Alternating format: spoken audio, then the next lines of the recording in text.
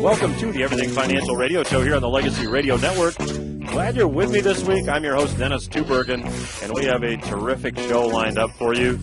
Joining me shortly, actually via a recorded interview, will be Congressman Pete Hoekstra.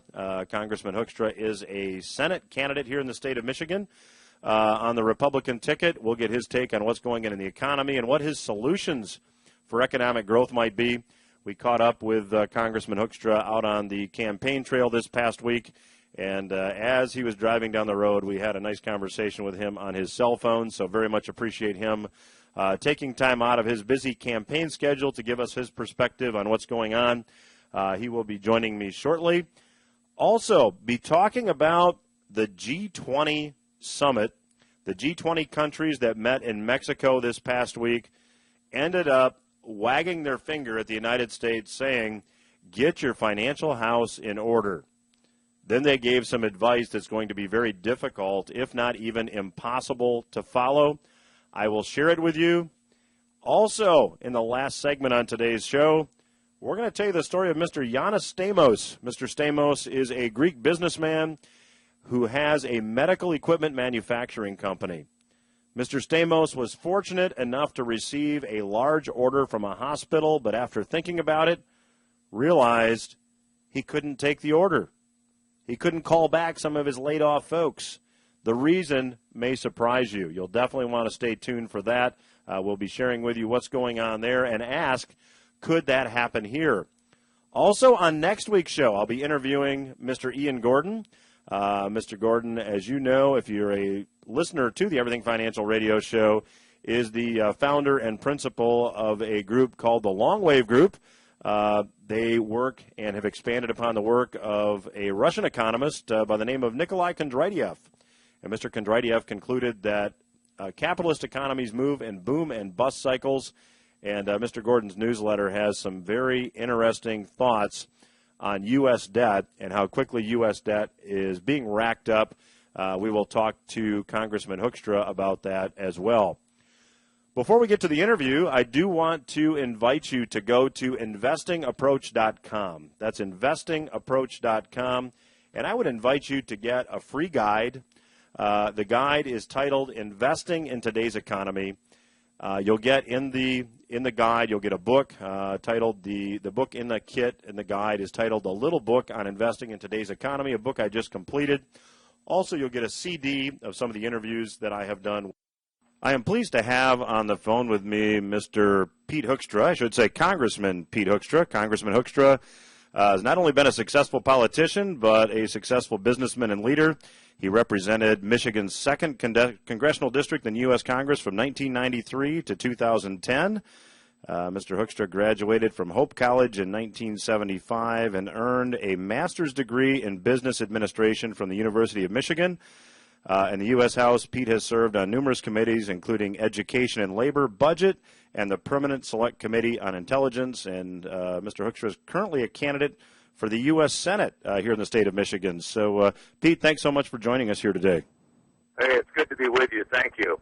You know, Pete, the number one issue in the minds of many voters this year is the economy. Can you give the listeners your assessment as to the general health and direction of the economy?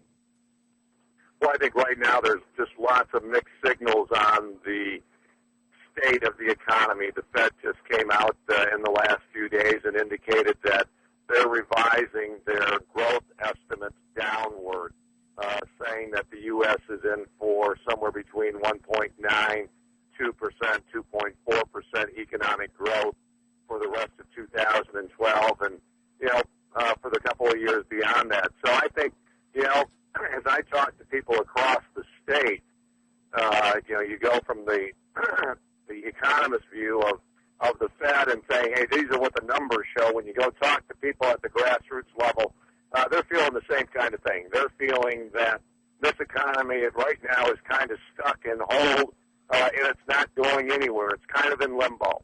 Pete, we as a country passed a $1 trillion stimulus, which I understand you voted against. That arguably has failed miserably. And given that stimulus measures don't seem to be working, what's your solution for restoring economic health? Well, I mean, again, I've spent a lot of time going across the state of Michigan and talking to, former colleagues and other business people around the country.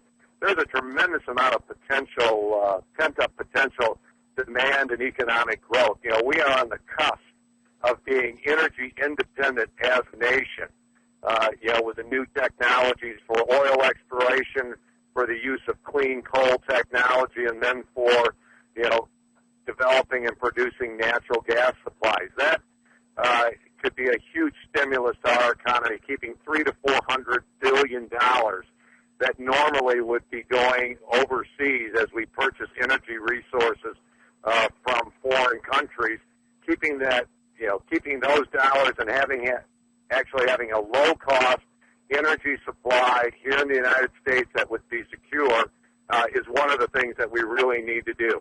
You then need to move on to some other fundamental changes. You need to change the tax code. It's too complicated. It has too many carve-outs. Simplify the tax code. You need to reduce the regulatory burden. You need to make sure that Obamacare is repealed, that we do not have a government takeover of health care. And I think we would be amazed that if we would unleash the potential in the private sector, how fast this economy could come back. We need Washington to get out of the way. We need Washington to clear up its own house, fix the deficit, start paying down the debt. And I think if we clearly indicated that that was the path that we were going down, you would see cash come in off the sidelines, people investing, and you could see this economy start to grow. Well, Pete, you make a very interesting point, because I had interviewed best-selling business author Dan Kennedy a couple of weeks ago on the show. He has estimated that there's about $2 trillion in cash sitting on the sidelines, businesses just waiting to see, looking for some guidance, looking for some certainty with regard to the health code, with regard to regulation. We talk about government regulation a lot on this program with a segment that we call Big Government Files. And there's a lot of numerous examples of just out-of-control regulation, as I'm sure you could cite as well.